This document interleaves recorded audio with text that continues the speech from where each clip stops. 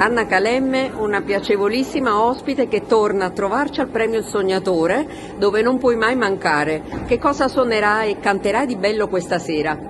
Questa sera non vi voglio spoilerare niente, però magari dopo sentirete. Sono classici della canzone napoletana? Assolutamente Questo sì. ce lo puoi dire. E poi invece canterò un brano che sta in promozione su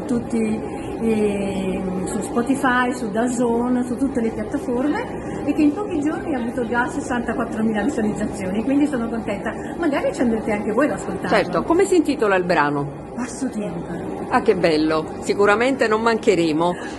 Qual è il futuro della canzone napoletana adesso che tanti interpreti si cimentano dal classico alla lingua, come dire, anche del rap? Diciamo che la musica napoletana ha infinite sfumature, cosa possiamo dire? Hai detto bene, ha infinite sfumature perché si presta proprio a tutto. Logicamente un occhio al passato, quindi con le classiche, ma un occhio aperto anche al futuro con le nuove emozioni. Benissimo, che vuol dire essere un sognatore oggi?